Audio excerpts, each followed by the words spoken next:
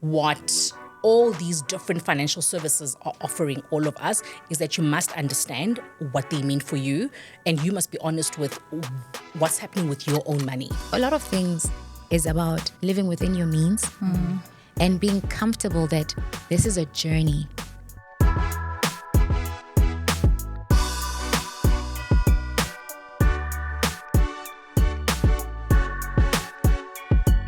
Welcome to yet another episode of Earnings Unleashed, a podcast brought to you by FloatPays. My name is Andisa Liba. I am the host for this conversation, and our podcast is centered around unlocking the pay potential of all your employees. In studio with me today to talk all things around money script, I've got two wonderful executives. First on my left is Amanda John-Ncube, who is a financial services leader, business coach, as well as author. Welcome, Amanda, to the show. Thank you. Thank you for joining us. And next to Amanda is Viwe Tini. Viwe is, of course, the CEO of Vunani Securities. Viwe, thank you very much for joining the conversation. Thank you for having me. Wonderful. So, ladies, we've got so much to unpack today. I call this conversation the money script, and it really is centered around powerful ideas to help build a brighter financial future. But I think before we get into that, there's so much behind the psychology of money and the scripts we have been led to believe, either by the way of our conditioning growing up. For example, for me, my first reference to savings was through the Stokvel model. And so, so when I first saw savings in action, it was because my mother and my aunts and grandmothers and the likes were all part and parcels of different Stokvels that service different needs.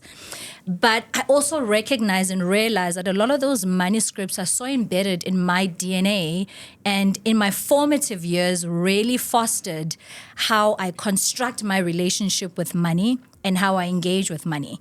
And so to set the scene and the caveat, that's our conversation today.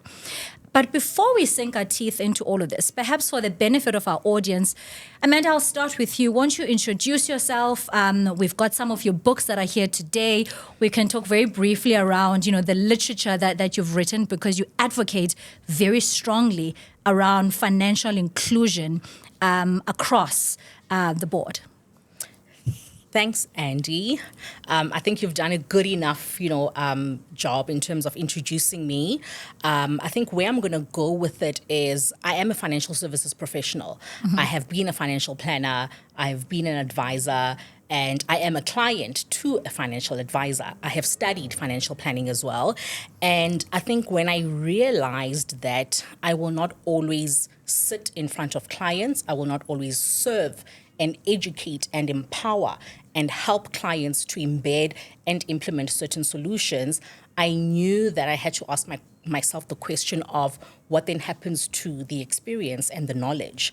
And I guess that's when Nelly and myself sat together and we're like, you know what, we need to put together something that really kind of takes itself out there without needing me or you to sit in front of people to actually educate them. And I guess hence the books that we've put together, both for adults, for employee wellness, by the way, as well as for children. We both have kids, and that became quite a critical thing to say, if we are empowering and educating people around financial literacy, not only terms, but behaviors and mindsets and habits and understanding, where does that leave the next generation or two?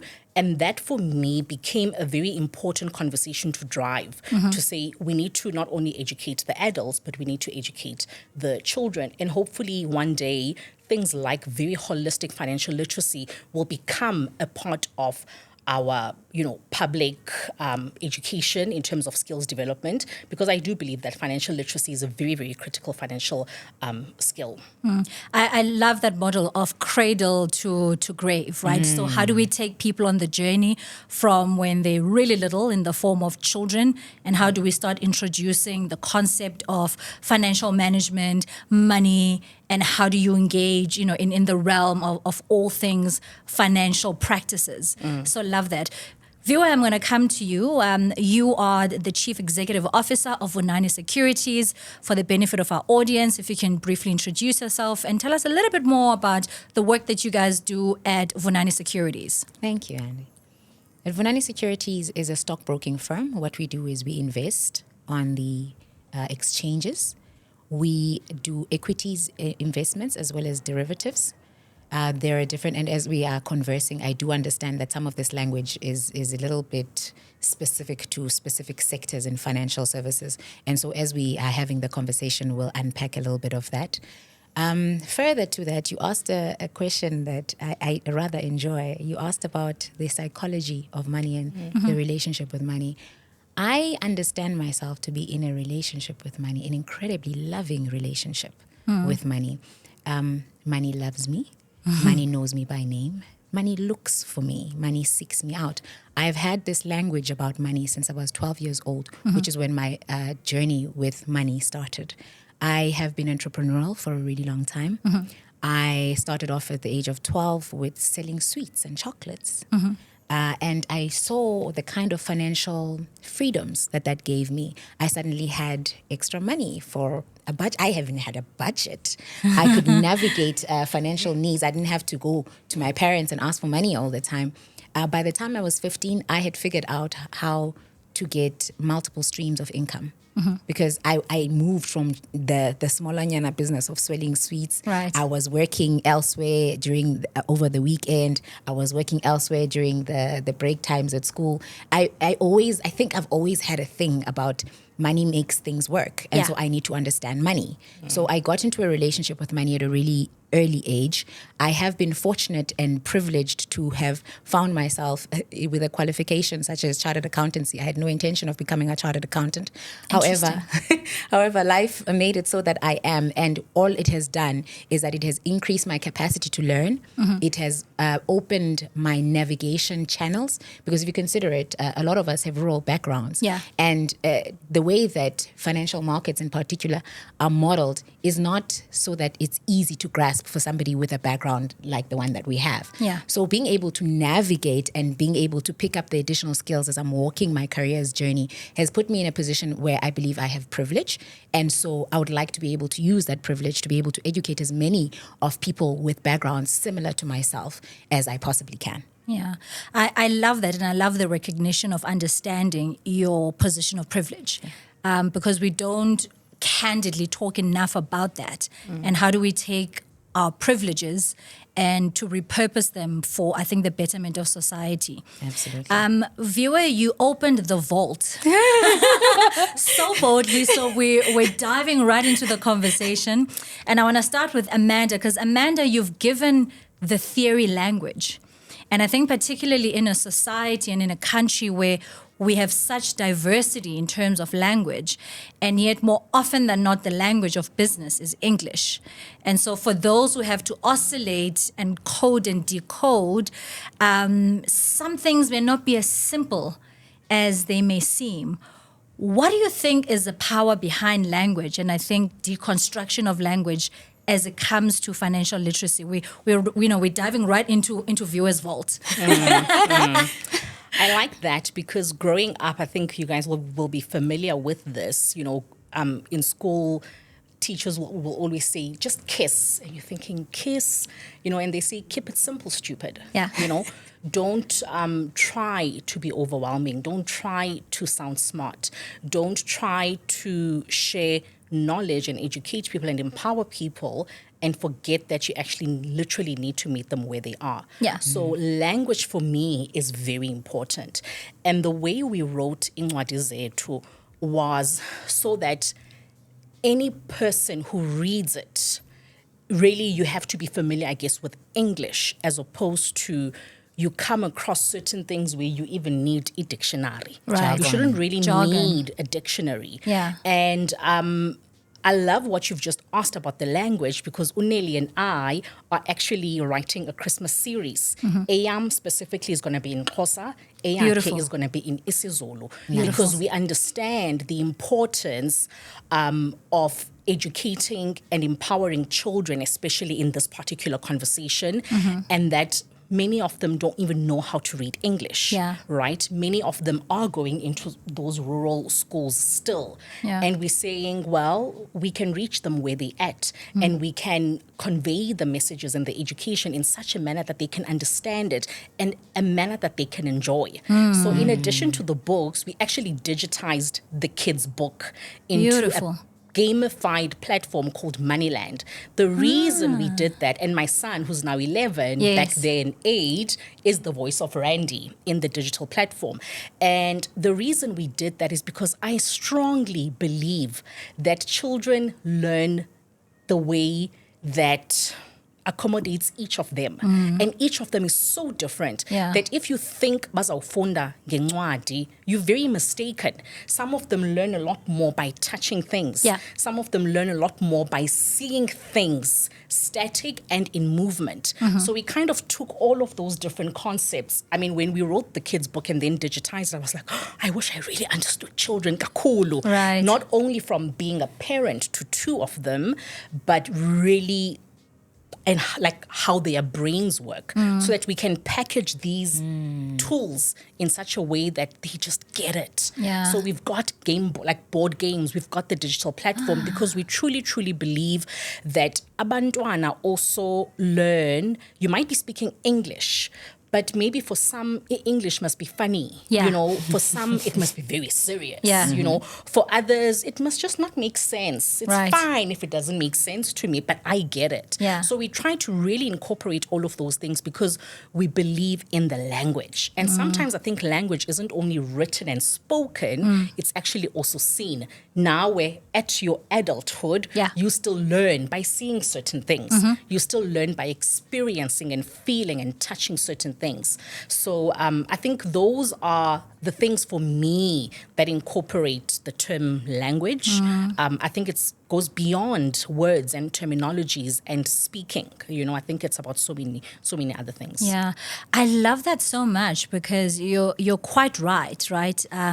Learning isn't linear, right? There's a full spectrum, and it's important that we oscillate between, I think, actual physical literature in the form of a book, but now in this day and age where technology sits at the epicenter of how we move through spaces, right? If you think about how many of us operate apps from our phones, right? So from banking apps to how we connect with our friends and family and loved ones, right?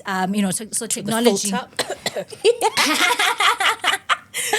Love that, but I just think language, and in the inclusivity of language needs to be widened in spectrum, and we often take for granted the role that it plays in part of that education because of that very fact that sometimes English sits at the center of it, and we take for granted that people's learning capabilities may not necessarily always have a center of gravity that's English. Yeah. And so I really, really love that you've created this broad spectrum of opportunities to learn and to learn differently.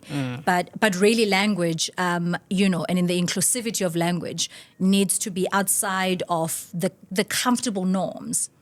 And so I have such an appreciation for your work and in how you've been intentional about understanding South Africa.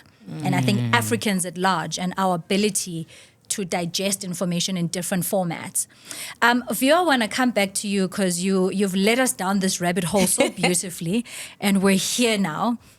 And for you as a chartered accountant and having that kind of background, how important do you think the power of taking off jargon, because what we're seeing from data and some stats is that people sink into debt cycles because they've either seen a cell phone contract that they didn't quite fully understand.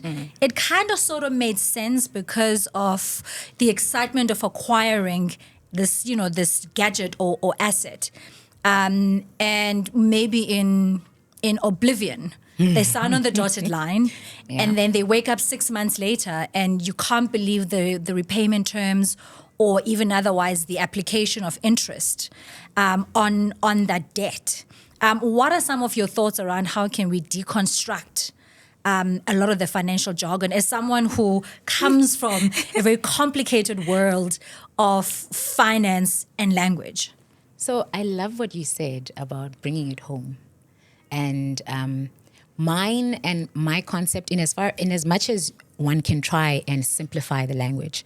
And I don't love jargon because I think it's built to exclude specific people and to limit the conversation to an elitist society, which is something that I think is bogus for people who want to turn around an economy and who want to drive financial inclusion. So allow me to step into my rural background. I think that the point that you made earlier about meeting people exactly where they are is key. And where people are, and you segment it according to different age groups. And when I'm speaking to a person in their 40s to 50s, 60s, what is the language that I'm using there? When I'm speaking to a person in their 20s, what is the language there? Teenagers, pre-teens, etc. So for me, I go as far as when I have an audience that I can explain concepts to. If you want to understand mergers and acquisitions, I'm a page umdas. Do you remember the game of marbles? What you do is you hit it. Once you hit it, you get it right. Then you can take that on. And as more of the other person you take, that is a merger. You are merging and you are acquiring other assets. You're talking about savings. Savings. What's this game? Yeah. Uputa is you draw a large sum out. That's what you get paid at the end of the month. And then there is a sum of that you're not going to be able to use because that goes back into the vault. Correct. Mamputa. It's savings. And in as far as you growing in your financial literacy into financial wellness journey, think about hopscotch. It is a journey. It is not something that you start from the beginning and then you don't start in preschool and then the next day you are in matric. It is a journey. And so try and look at the things that are around us. There's so many resources. All of the things that make us who we are, it's a matter of converting those into conversable language that we can understand. Because when I say to you, umampota, so imagine, the way we both understand that the bulk of it has to go back, but we keep one. Yeah. Now, that is explaining the concept. Earlier this morning, I had an opportunity to speak to the ladies at work that, the support staff, the cleaning, tea. And I said to them, because I walked into the kitchen and two were missing. And I said, where are the other two? And they said, I get we got paid, so we went shopping. And I felt it here. And I said, let's do a session. I would like you to... The fact that you work in a company that has all of these financial services and you don't understand money is unacceptable.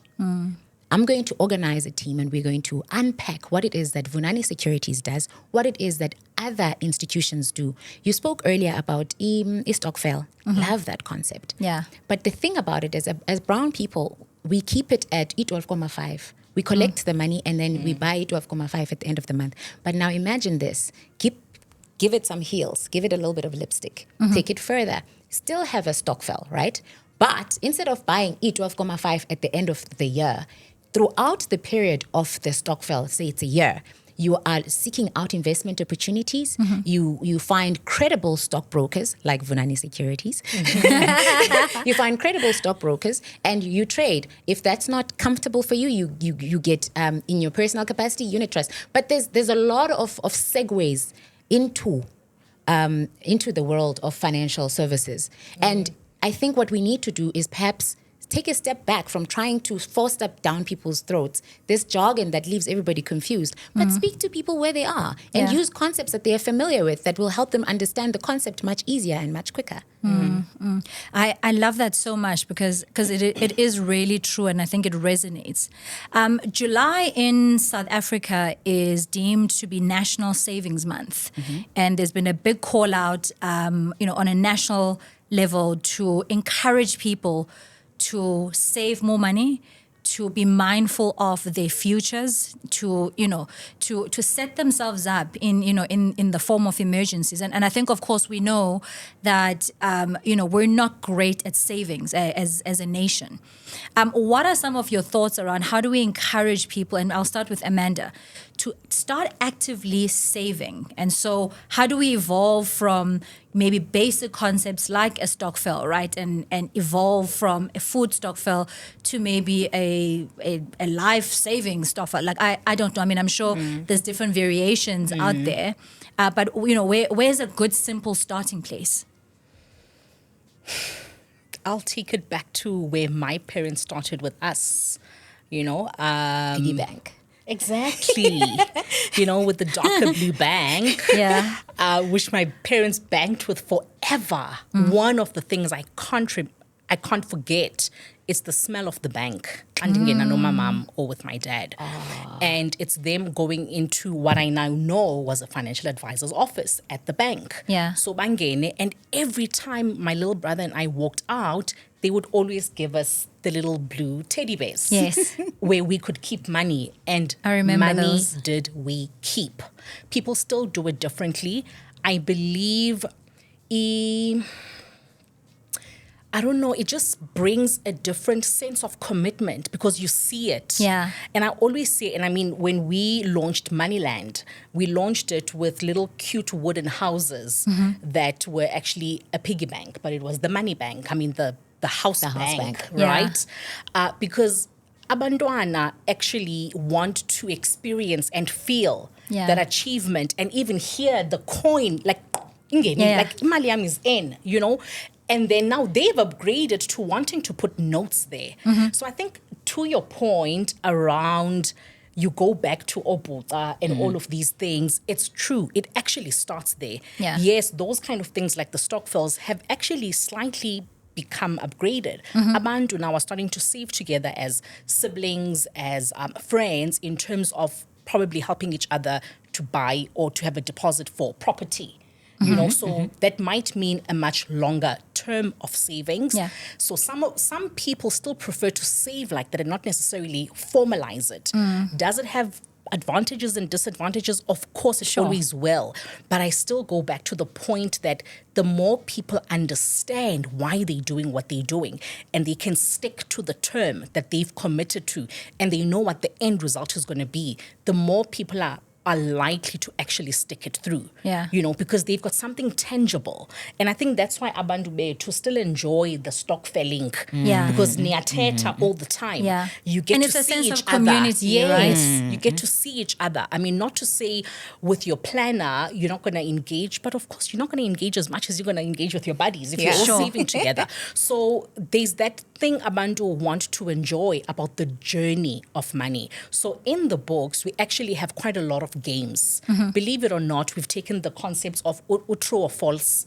We've taken the concept. So each chapter, at the end of each chapter, there's a game there that people can enjoy because it takes them back to childhood. And it's nostalgic, right? No, fill in the missing word. It's there. No, you know, crossing, you know. Crossword puzzles. Yes, we've got all of that. But even where the one word and its meaning, you kind of get to connect them. That's how we learned as kids, the whole primary. And it does something to you, whatever children's psychologists and education people are going to describe it as, but it does do something. And I think for me, we need to not forget where those things, you know, stem from and what it does to you.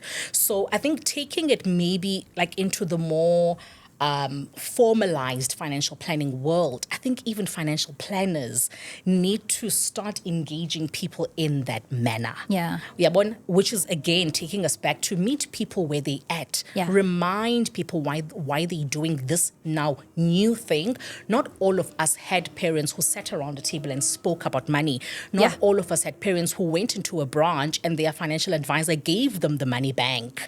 Right? So to your question, I'm sorry I digressed there a bit. No. Going this into National Savings Month, we've actually been shopping around, and I think I told you this about 2 or 3 weeks ago, with some news coming up soon as well. We've been shopping around for cartoon character money boxes. So about Donald Duck, about Mickey. And I know I'm speaking about the children a lot. And these things can obviously be related to the adults as well. But I believe if we change a lot of the younger generation now, this is not a conversation we're going to be having as a problem in 10, 20 years' time. Absolutely. It's going to be something we celebrate so much Yeah. because that now 8-year-old who's going to be almost 30, graduated with a job and possibly with a child and possibly even married, will understand money so differently. So we've been shopping around for the kind of things that will excite umdana to save and will encourage the parent to understand what does this cartoon character mean for the child. Right. You already know what it means to them when they're watching it on your tablet. Yeah. Can you monetize it? Can you help them make sense Ooh, of come on. how do I bring this to teaching umdanam the models and the concepts and the understanding and the mindset shifts and the behaviors around money so that either they don't make the same mistakes that I did or they grow up in a cultured home that has some kind of a financial culture. And I think for me, those are the things that we need to be driving a lot more of in those months of National Savings Month. I like that you've touched on creating a new subset of culture around money, because we've of course seen the evolution of even the stokvel. I mean, when stokvels as a concept was started, it was about the power of community buying, right? It's about community economic buying power, right? To be able to go into a cash and carry and, and get preferential rates or a discount where we're able to stretch money. But and they to could relate to community. Precisely. Community at that time made sense to those people. So bringing that home made it a lot easier for them. Yeah, love that. I want to talk, ladies, about some manuscripts that have informed your formative years, or even some manuscripts that kind of still sit in the peripheral of your life when you think about how you engage with financial institutions, when you engage with money from a currency perspective. And maybe we'll start with Viwe. I mean, I know your journey looks a little different in that you had a great head start. I was one of the kids who kind of had the blue teddy bear. Yeah.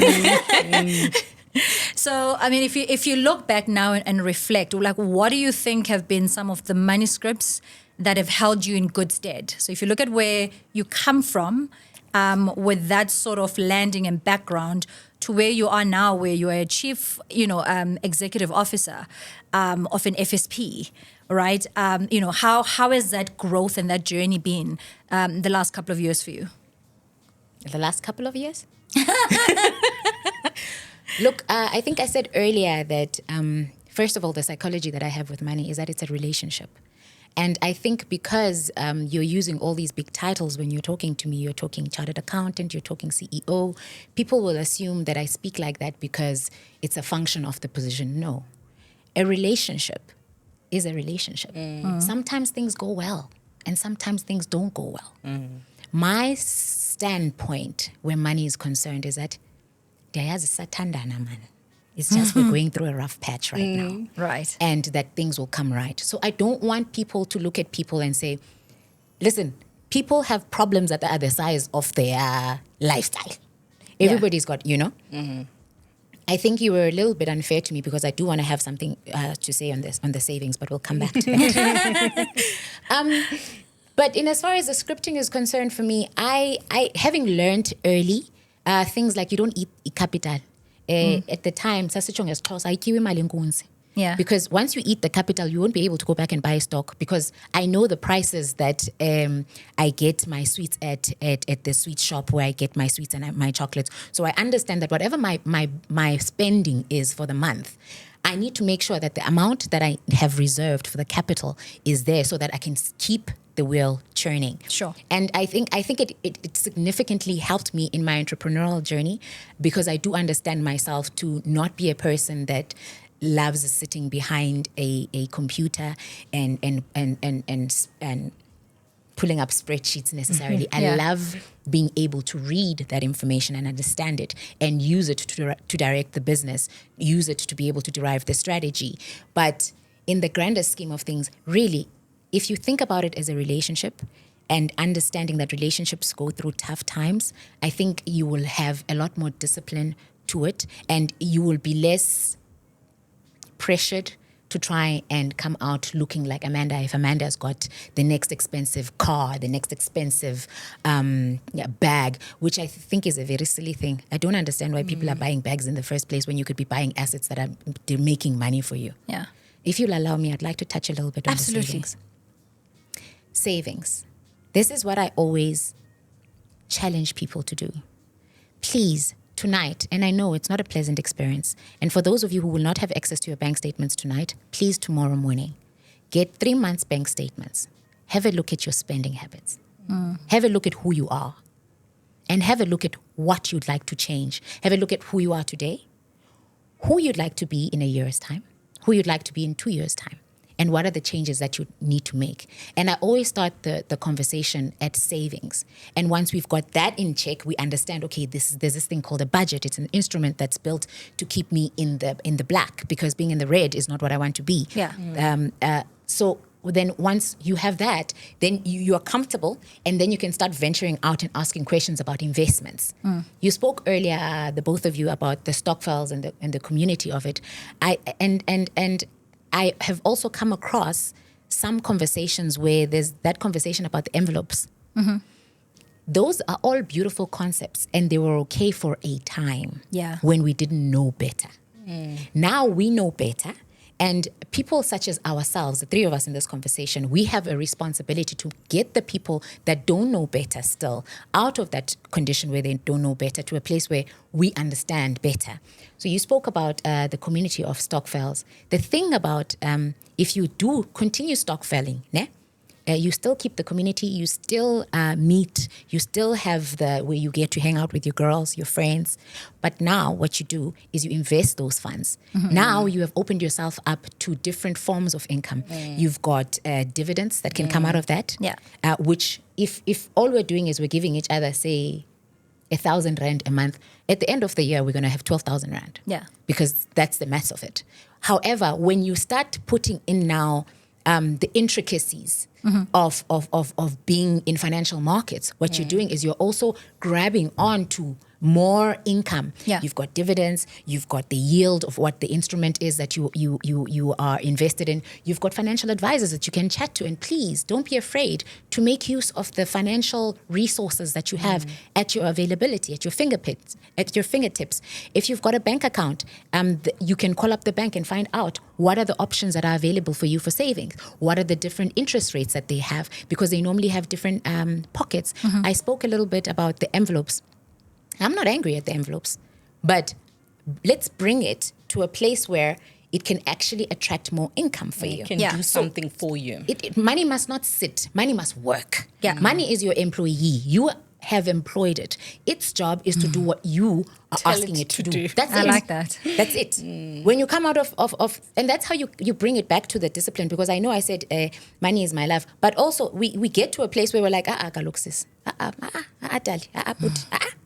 When you are my employee, this is what we are doing this month. We're not doing anything else. This is what we are doing. This is when you keep yourself accountable. So bring those envelopes, but bring them into a digital form. Like what we have in the banking sector or financial markets, where you can actually earn different yields, you can earn interest, different rates, you have way more options, and your money is actively working for you. Rather than uyifake phansi komatrasi.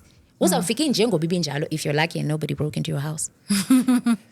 I love the simplicity of this, and I think we started the conversation with the deconstruction of language and making the conversation accessible. And so when we talk about financial inclusion, it really is to lower the veil of secrecy sometimes. Absolutely. And a lot of that is embedded in the language that people don't quite know how to peel back the layers off. Viwe touched, Amanda, on the power of discipline. And I think we're now in July, where it's now National Savings Month in South Africa. How can we encourage people to have better financial hygiene? And I know Viwe touched very, very highly on it around, and you gave us a very practical example of go and draw down your statements and start identifying patterns, because a lot of those patterns are so deeply ingrained in how you move month on month. And so to break some of that cycle it's also important to understand the pattern. But I think if we're to look at practical things, like in the month of July where, the conversation is rife around how do we continue to encourage people to save, what would you say are maybe one or two practical examples of just good financial hygiene? So when you talk hygiene, ndicinga ivasilap yam, and like my soap and water and a tub and all of that. And I want to make it practical for people. So when you think about financial hygiene, you need to remember that it's not just about earning, then spending, or earning, then putting something away, which it should be that way, and then spending whatever you've got, right? I think there's so much that goes into it.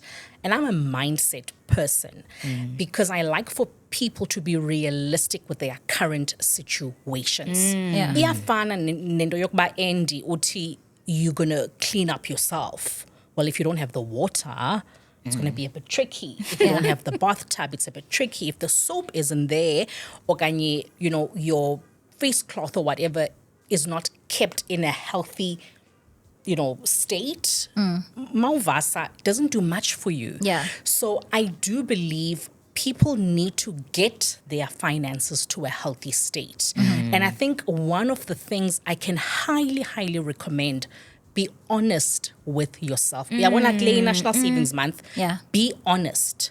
I'm not a big saver, but I actually am. I'm not a big saver in the formal way of how people save. You've got a savings account, whether it's your unit trust or whatever it is, then there's 1,000, whatever it is. I save differently. I try to pay off my car quicker. I try to not have a credit card. I try to, challenge my husband for us to pay the bond much quicker. So that when the time comes and this debt is not hanging over us, we are better able to deal with other things that life is going to throw us at us. Our kids are then going to go to varsity. I have no idea if Gunga is going to want to go to Australia, And I literally want to be prepared that if ever he does, I'm like, okay, I no problem. This, because you don't know what life is going to throw at you, right? And I believe it's a sweet place to be at. So it's a hygiene place to be it's at. A hygiene it's factor. A clean place to be at, but you need to do so much cleaning up before you can actually get there. Right. And I think for me, it's really, really being honest with yourself. And I guess it's literally what you said earlier about print the bank statement and have a look at everything. Because if you understand what's all the stuff and the chaos that's happening there, and you know that, okay, in the go private clients, but I leave 480 or 500. Should I be? Is it necessary? Sure. You can literally save the whole 400 rands extra there and still pay banking fees. For somebody else, it's like, how do I maximize on my fuel consumption? Go to places where you get your rewards. Yeah. My work rewards, I use them to actually buy myself beautiful kitchen gadgets. It works. That means I still save. Sure. So but people have different ways of actually saving. Yeah. But the nice thing, or rather the best way to maximize on what all these different financial services are offering all of us is that you must understand what they mean for you, and you must be honest with what's happening with your own money. So I think that's the one tip I would probably give people, that be honest, be realistic, and if it means you've fallen, get up, dust yourself off, try again, but try again in a more informed setup this time around so that you can make different decisions. Yeah. I like that, and it's really, really super practical. Amanda brought up the concept of reward, and I think we know the way we are wired as humans, right? We like a good reward. We like a good rewards, club card or whatever it is that you want to call it. Viwe, how do you think people can oscillate between the relationship of risk and reward and do so in a responsible way around money matters? So, and I ask this because we also don't want to drive consumerism where people are spending too much chasing after a point system, because then that's counterproductive as well, right? And so there's so much ambiguity sometimes in that space of risk and reward particularly around money matters. How can we peel back some of that in a very simple and in a very practical way? So first, I'm going to give you the typical language that is used in investments, the relationship with risks and reward, being that the higher the risk, the science behind it is that the higher the risk, the more likely the reward is to be higher, right? What that means also is that when one is operating in financial markets, it's not a place that has guarantees. It's a place that requires one to be diligent about doing their homework, doing their research, understanding if you are picking a stock, why are you investing in that stock? Where do you think that company is likely to go that would likely grow your money and grow your interest? Yeah. So the relationship is typically that. But I do like how you asked it, because you asked it in a very everyday way, wherein you talk about what is the risk that we're getting ourselves into, whether knowingly or unknowingly, because we so desperately wanted to make sure that we had a thing. Stop buying things you don't afford. Stop buying things you don't afford. And, can I share something with you ladies? I have never in my life had a clothing account. And the reason for it is, chances are you're not going to be naked. You've got something that you can put on. We went through 12 years where we had school uniform on. We had a white shirt every day. Yeah. We had a tunic. We had socks. What is required of you to show up in society is for you to be presentable. Yeah. It's for you to have covered the necessaries. Yeah. So as long as you come across decent, I don't think that you should be trying to buy the next Louis Vuitton bag. You shouldn't be trying to buy the next label. And quite frankly, where's your surname sold? Because these are people's surnames. Right. This is a household, and this is generational wealth that you're building for that particular household. Instead, as a young African populace, what would be interesting to see is us moving away from the consumer mentality and rather actually producing for others to be able to consume. And that way we build up our economy. We claim back a lot of the time that has been lost, where the bulk of the populace didn't understand what was going on from a financial perspective. And we are more inclusive in how we do it. We are deliberate as a country. We are deliberate as leaders about how we we make the circle bigger. So that other children can also come and play. Yeah, right. Amanda, I want to come to you because you really play a very active role in the teaching space around financial inclusion and financial wellness. And I think sometimes these two terms can be used interchangeably and not in a great way. And perhaps if we were to use your analogy you used earlier on KISS, keep it simple, stupid, right? How do we differentiate between the two terms of one, financial wellness, and financial literacy? And what are some maybe distinct markers, between the two terms? She spoke a lot around some of the terms, right, that are common kuti in financial services. Yes. Right. So the stock markets, the risk and the return, and investing in certain ways. And if you think about the stock market and the JSE and all these listed companies that we can invest in or whatever it is, it's a bucket of goodies. Yeah. Now, if nobody's going to tell you how that bucket of goodies works and basically give you the literacy, you can't make decisions and you can't experience that relationship with money in such a manner that it can make you well. Yeah. So for you to be financially well, to have financial wellness, you must be financially literate. So I guess for me, that's the difference between the two, that financial literacy is understanding money in its broadness, right? You need to understand money in such a manner that you are even able to articulate to yourself, Hori, okay, I'm earning, I am saving, I am spending, I understand what I've been taught and what works in terms of financial behaviors.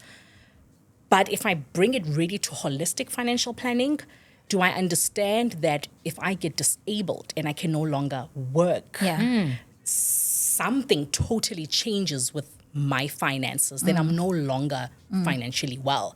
Do I understand that if I get retrenched, which is never planned for anybody, where does that leave me, right? Do I understand that if ever my partner was the person really paying the bond, dies and did not have a life cover, where does that leave me with a 2 million rand bond or a 400,000 rand bond? So I think being financially well is understanding all of these things around the broadness of money management for you to actually get to a point where you say, I am financially well.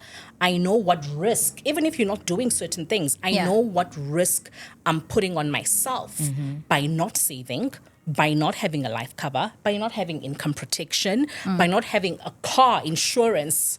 Imagine, God forbid, you drive out, something happens to you, you still have the debt of your 300,000 or R1 million, car that you must still pay for if you don't protect that particular asset, right? So I think for me, that's the big difference, is that people think because you sat at a session and somebody taught you or helped you understand a certain thing or two, that, I know what I'm going to do. It's like, there's so much to unpack. Hence, we write the books. Hence, you continue with the podcast that is ongoing and unpacking money matters in different ways with different people. So that anybody who's going to listen to it from now going forward, they get all of these beautiful nuggets and are inspired to actually have that relationship with money, and are inspired to have some kind of a financial partner that kind of goes on that journey with them. For me, that's still being financially well. I'm not well if I don't have a financial planner. As much as I said earlier, I used to be a financial planner. I'm not my own financial planner. Right. Because there's about bias to my own things. Mans, you're sorted. It's like, are you sorted? No. So I need somebody else to tell me, girl, you're actually not sorted. Right. So I think for me, it's that whole relationship thing. Sometimes it goes well, sometimes it's not so great, but it's more likely to oftentimes go well if you've got the literacy of it. Viwe, as someone who is an advanced learner of the financial systems, by virtue of your educational background, by virtue of the complexity of your work world, how can people expand? And maybe I'm dovetailing on what Amanda has just shared. How can people expand their financial knowledge in truly understanding the instruments? And I ask this against the backdrop of how do we challenge conventional wisdom? So there's the stuff we learned in our grassroots when we came into the workplace, or we've just finished, our education, and we've become, advanced as we've grown and as we've, seen things from the world and etc. And yet somewhere along the journey, perhaps we haven't evolved out of those old mental models. And so are there opportunities for us to challenge conventional thinking and those mental models to expand people's world in and around, how did you put it, making their money work for them? I'm happy you asked that question. I did bring something for you for today's episode. You don't say.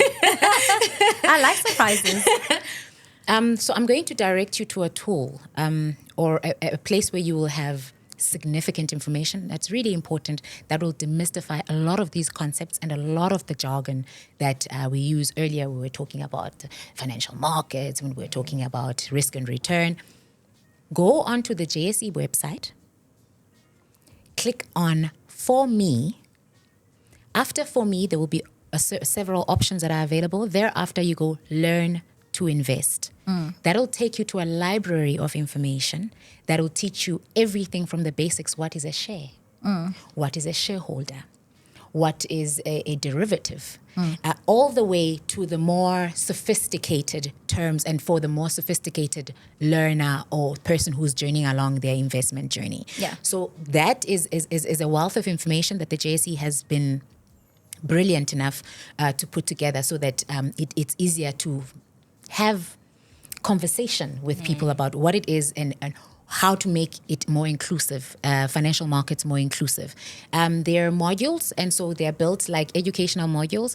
And something that I would really like, and I'm probably stitching it in here.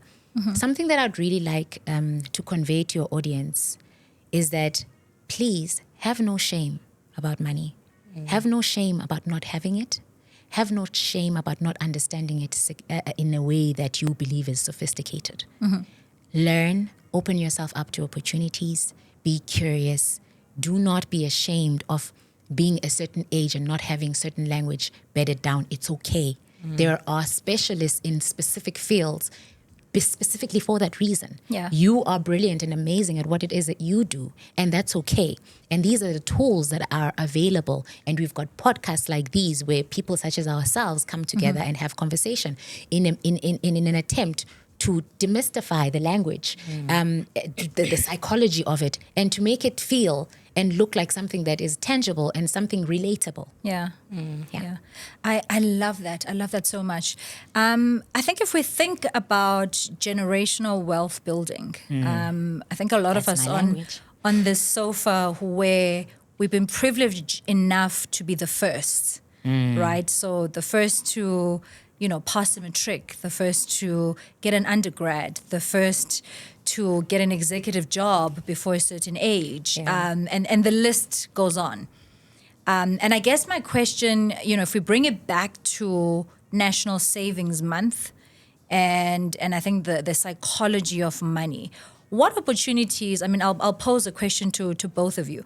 What opportunities and maybe some practical examples when we think about paying it forward? And I know, Mans, you touched on it around the simplicity of, gamification and things as simple as like a piggy bank. But I think if we looked at maybe mid-career hires or people who are on the process or in the journey of recalibrating and to shifting the needle and changing some of those old behaviors, what pieces of advice could we give to them? Just basic life strategies that they may not have thought of, or perhaps life strategies that will hold them in good stead as they continue to pursue the journey to financial wellness. Can I go first? Please. Cool. I think there's so many things, Andy, hey? And I know we've touched on the education and people being open to learn other things, because it's only when you learn you realize you actually don't even know enough, and I'm giving my, usual start to my talks when I go out there and I talk to all sorts of people, especially, women who are doing well for themselves. And when people know that they are and think they've got their ducks in a row, I know oftentimes they tend to be caught out with their wills. Yeah. And I make everybody stand. I say, if you don't have a will, sit. Then everyone who dies like, oh, I guess, right? I'm like, okay, cool. If it's outdated, sit. If you never listed your beneficiaries, sit. If you have somebody who is a beneficiary, who was a co-signatory as a beneficiary, sit. Yeah. Like those are all risks, Yeah. right? And we don't get that. And it's such a simple document to complete, sign, and keep or safe keep somewhere, because you believe you've dotted all your I's and crossed your T's. Yeah. And it's all together, and then hits the fan much later when something happens to you or something happens to your parents because they did not actually do it the correct way. So I really, really want to say, in keeping it simple, people need to be aware of the fact that even when you think you've got your ducks in a row, it's actually very important to really sit back, reflect on your finances, and understand that there may be certain loopholes or gaps that can almost send you on a downward trajectory. You know, and yet you thought your ngendo is just fine. Yeah. So, I think for me, that would be one of the challenge that I give people. Yeah, Viwe? I love what you said about learning and being open to learning. I am learning every day. It doesn't matter how many years in different facets of financial services I've been in, there's always something new to learn. And on that basis, I am quite comfortable about sharing what little bit I've learned along the journey, because I do have an appreciation that yesterday I didn't know what I know today, and so I know what I know today. So practical things like marriage. Marriage is a contract. Yes, there's flowers, there's hats, there's balloons. But there's different contractual regimes. There's confetti. But what you need to understand when you're doing something as practical as getting married is that understand that this is a contract. Understand the terms of the contract.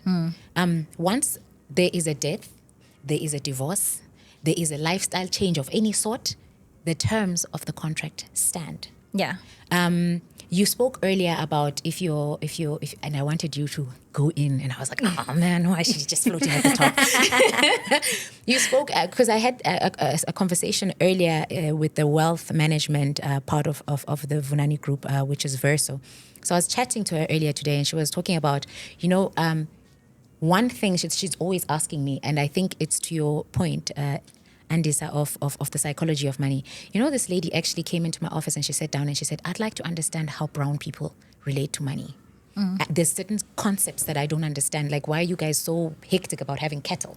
And I was like, oh, okay. And the other thing that we were speaking about earlier this morning, actually, was that in the instance that there is a death when you are married, things like, are the cars insured in the instance of your death? Will that be paid off? Will the houses be paid off? And these are practical, everyday things that we need to be aware of. And to bring it to the everyday person on the street who's going to find a place to go buy their groceries, where you go buy your groceries matters. And leave the Joneses to go shop where they are shopping. It's fine. When Amda, I say, don't be ashamed of wanting to save that extra R1, that extra 50 cents, because it piles up. So do understand where am I most likely to get the best buck for my money. Yeah. Something I taught my niece, and she used to laugh, but now she does it.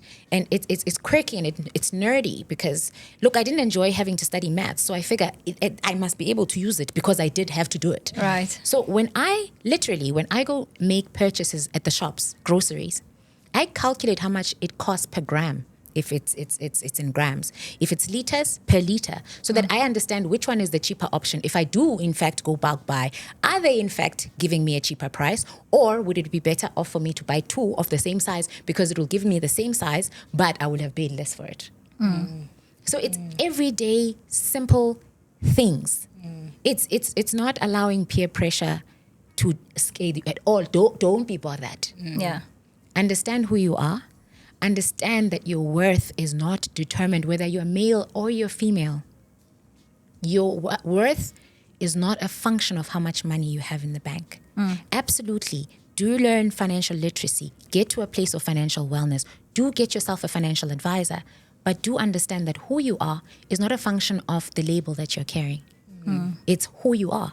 Be clean, be presentable, be neat. It's good enough. Then make your money work for you. Yeah. Put your money in vehicles that will enable that money to make more money for you. Right. As you sleep, your money should not be sleeping. It should be making more money for you so that when you wake up in the morning, you've got a little more to work with. Yeah.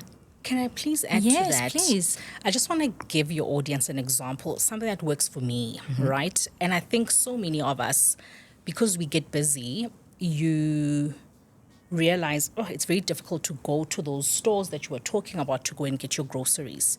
If you needed to, you'd probably go about 5, 6, 7 times a month, right? So during COVID, that's the one thing I did very well because it was my 1 hour or 90 Power minutes hour. to just get out of the house, breathe a bit, stroll down the aisles, take whatever I needed, take a nice drive back home, listen to my jazz, and get home. And I'm like, right, you know? I don't think I do that much anymore because for me to literally just pop out to go top up groceries costs me so much more because of fuel prices. Sure. Right? Listen to me. Sure. Because of the fuel prices, the app, well, the one I mostly use, you get to then be, let's say, have a premium account. Let's just call it a premium account where you either pay 90 Rand or 100 Rand for you to be on that account where you get savings much quicker in terms of discounts, in terms of the things that you buy, but you then don't pay for a delivery cost. Sure. Now, if you think about, you go to the store plus minus 6, 7, 5 times, it's like $350, 400 and something on just delivery costs if you are not on that 90 Rand per month payment. Right. And I think going into savings month, people need, and again, Andy, you can't think like that if you don't have the literacy you need. The nice thing about understanding money and these awesome things you can tell it to do for you, it's because you know better. Yes, Right. that's true. It's because you know you can be smart around it. You can navigate it in such a way that it will work for you. Sure. So if I'm going to save on fuel costs and I'm going to save on all the delivery for the month for me to get the stuff at home probably quicker, it means I don't even care to go anymore because my schedule has gotten quite hectic. Yeah. So it's fine. I probably save plus minus 1,000 Rand on just grocery shopping because I don't pay the delivery, because I no longer go to the stores. And these things will be different for so many people. Someone else might make that decision, after your conversation around, do you really need the LV? There's other brands that cost so much less. I was never a brand person. I've slowly started tapping into that because I also understand, I think now that I've lost my mom and I get to have some of her stuff, that quality is also so important. Yeah. But it doesn't mean I must spend $10,000 on a bag. Yeah. I can spend $1,500 or $1,000 on still a nice brand that can last me 10, 15, 20 years, if not even much longer. And hey, man, I'll watch out for when it's on sale. So going into exactly, Strategic buying. Exactly. Yes, Going come into on. National Savings Month, I think not only in that month, but just going forward. Sit. See, I turn the phone the whole time. Yeah, and we're that's always on our fine. phones, yeah. That's fine.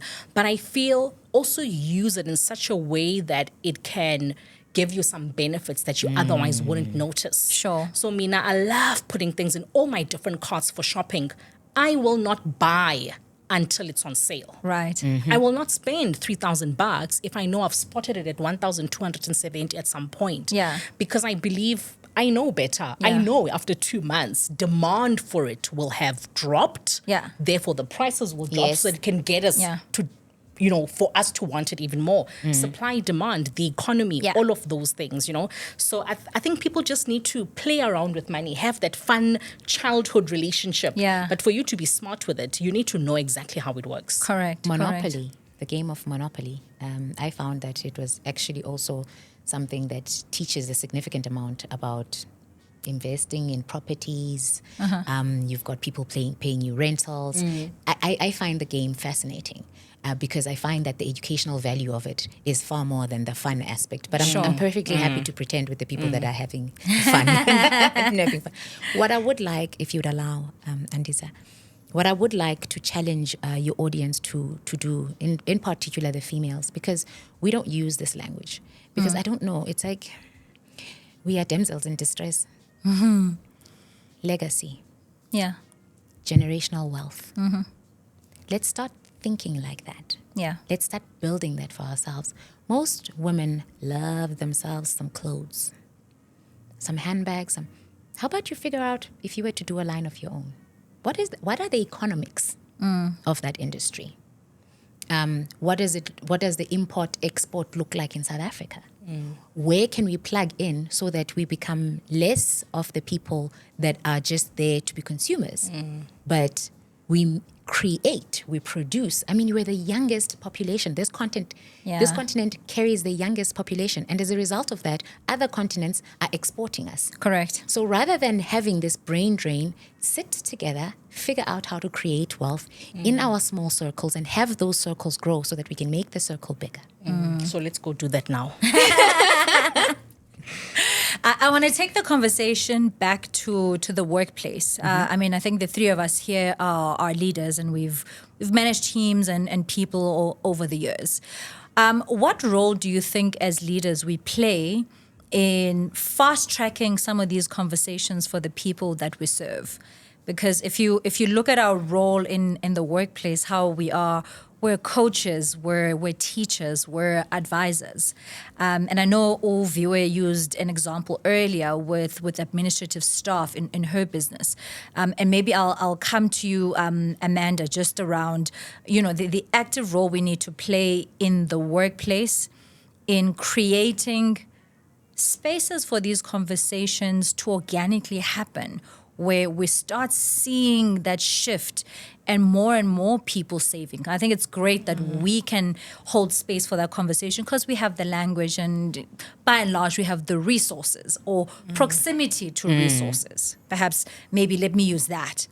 But not many do. So how do we flip the script and take, money matters back into the workplace by facilitating a fast-tracked journey for people to start realizing, the importance of saving outside of even just National Saving Month?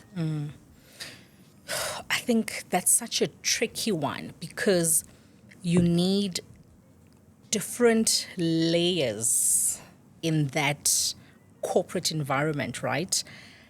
So that even you as the leader feel comfortable to have those conversations. People need to trust you. Yeah. Yeah, Bon. People need to be able to be like, yo, last month was tough. What happened? And then you get into that conversation. If you lead with staunchness, and I am the boss. and I do know, and while you also gonna get there where you can afford this and afford. It's not like that. I think we can teach people differently by, I think, creating safe spaces first and foremost, where people can feel comfortable and heard when they are having some conversations that touch on money, that are directly impacted by money. If we don't create space, and I guess that's why there are financial wellness days. And I used to do a lot of those, at my previous company. And I enjoyed it. Again, hence these came about. I enjoyed it. My concern was when we leave, what then happens? It was just one day. And people had so many people to see that can educate and empower them about some level of wellness, when as it relates to money. But we walk away and we don't know what people are implementing or not doing. Yeah. And I think for me, I'd like to hope and wish and believe that I create the kind of space where people can have a conversation with me about anything. Yeah. So we as a team have literally daily check-ins. You don't have to always come in, but it's nice when you do because it's 8:45 until 9 o'clock. Yeah. It's literally time to just check in. How's everyone doing? And sometimes we cry. We've lost parents. Sometimes I'm like, I actually might have to cancel the rest of my afternoon meetings because my nanny, whatever, had to leave or whatever it is. And I think the more you are creating safe spaces where people feel like I can say something. I don't have to stick to the meeting. I don't have to stick to having certain things that cost me so much because I'm trying to be aligned with how everyone else is at work. Yeah. I think the more you have those kind of spaces as a leader, the more you are able to actually empower people and educate people. I mean, and we spoke about this earlier in the boardroom. When I started working, I had the cutest car, but I promise you it was the littlest car. It was comfortable, ne? Guys, I shopped around before I bought that car. And I made sure if I sat down and I said, that's the car I like, I'm like, okay, sharp, it's 30,000 rands more. What about the other car that was not my first option? When I make it more comfortable for myself, we spoke about an aircon.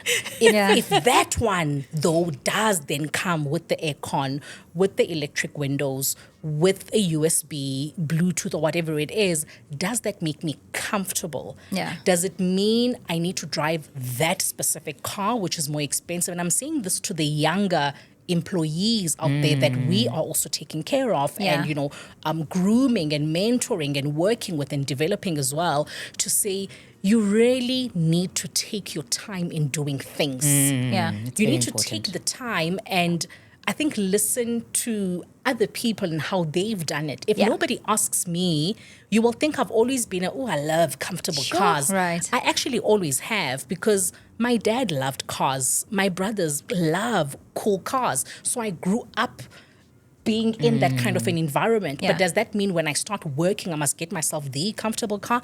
Probably can't afford it. So it means I need to sit down and really do the exercise that says, which car can I consider? Which one costs less? Why would I not otherwise buy it? If I had to buy it, is it really a big problem? And I'm using that as an example because of the prices that were recently released, I think 2 weeks ago for the Gautrain. Yeah. How much it cost the Gautrain for you as an individual from Pretoria to Sandton. Thousands, tens of thousands Yeah. of people every single day travel there. A lot of them are probably young people who now, if they really sit down and do the math, you'll realize maybe it's actually better you just get yourself the car. You need to realize maybe work is okay with not having you in the office every single day. Yeah. You can go twice, you can go 3 times, you can work virtually. I think there's so many Yeah. nuances to all these things that if you don't create the safe space where people can have these conversations, say, Girl, did you see the Gautrain thing or did you see the Uber thing or whatever it is? I mean, even this morning, sorry, I see a lot of these things. I saw that Uber XL is coming to Joburg, Yes. Pretoria. It wasn't there before. Correct. And I'm like, sharp, whatever. But my point is, someone else might say something and I'm able to share that knowledge to say, Yeah. actually, I know you're young. I know you just started working. Perhaps buying yourself a car 10 weeks ago or 10 months ago wasn't an option. But now that this, that, and this is happening, maybe actually do that for yourself, to Lovely. and maybe even get a second hand, really. Yeah. So I think for me, those are the conversations that need to be happening that are a bit more personal, Yeah. a bit more softer on the, on the emotional side and on the relationship side with your employees. Otherwise, you're not able to really empower them and educate them and kind of guide them. Yeah, lovely. All right, Viwe, I want to come to you before we close off our segment and our conversation. Our tagline on our podcast is unlocking the pay potential of our employees. How do you think leaders can actively and progressively do this in their different spaces? First of all, I think lower the walls.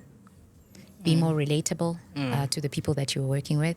I sit in a position of privilege in my role at Vunani Securities. Being the CEO, I can influence the direction of the culture. And so I spent a significant amount of time getting to understand my team, learning my team as individuals, people as human beings, and then again as professionals. And in doing that, what I'm looking for is to understand where the weakness is, where the strength, who do I pair with who if I need to get things done. But moreover, it also lowers the barriers because then you become this accessible person. And running a flat structure, I do like to run a flat structure or a relatively flat structure because it is important to me that everyone on my team understands that contributions are important to me. And once you are more accepting of other people's contributions, they are in turn more accepting of you giving suggestions to them. So it's really relationship building in my opinion. And just to give it a semblance of relatability on what I was saying earlier on hopscotch and the journey that it takes. My first job, I was a trainee accountant. Well, my first job in the journey of finance and financial services, I was a trainee accountant and I was earning net 6,000 Rand. I couldn't afford a house to stay in as well as a car. I was studying honors part-time. And so I understood that for me and being in audit, what that meant is that you must travel around to different clients. So for me, the priority was getting a car. I lived with my brother for the first year. For the first year of my articles, I lived with my brother. I earned 6,000 Rand. 3,000 went to the car. 2,000 was petrol for the month. Then I don't quite have all my fingers. and then you have insurance. Insurance was about nearly 2,000 Rand as well. Sure. And at the time, and I understand that I am in good company in the HR fraternity here. At the time, I was then called into HR because it was mandatory for the business that I have medical aid. And they called me into a meeting to understand why I didn't have medical aid. And the theme of the conversation was an instruction for me to get on medical aid. So what I did is I put together a spreadsheet. I put down my income on one side. I put down my expenses on the other side. From the maths that I've given you now, you can already see I was living outside of my means. Yeah, completely. So I went into the HR manager's office, 21 turning 22, little girl, and they're like, it's company policy, you need to be on the medical aid. And I said, I accept and I respect that. Is there a way that you can meet me halfway so that I can meet your policies? Because as it stands, this is my financial situation. Look, the conversation ended with me without a raise, but without the requirement of me having medical aid, because practically it didn't make sense. And I was well outside of the budget as it was.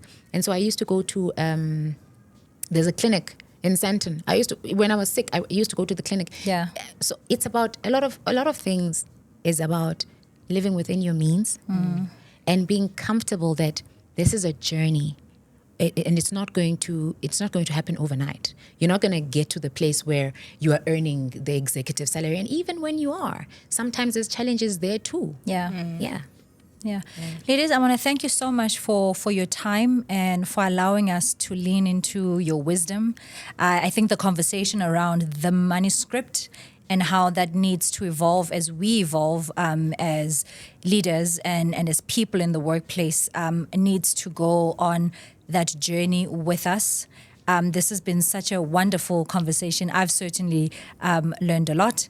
And so I want to thank you, Amanda John-Ncube, who is financial services leader, author, and a business coach, as well as Ms. Viwe Tini, who is the Chief Executive Officer of Vunani Securities. And for those of you in the audience who want to connect with us at FloatPays, you can find us on www.floatpays.com. Alternatively, you can get in touch with the team on support@floatpays.com. And for me, that is signing off. Thank you very much for joining us.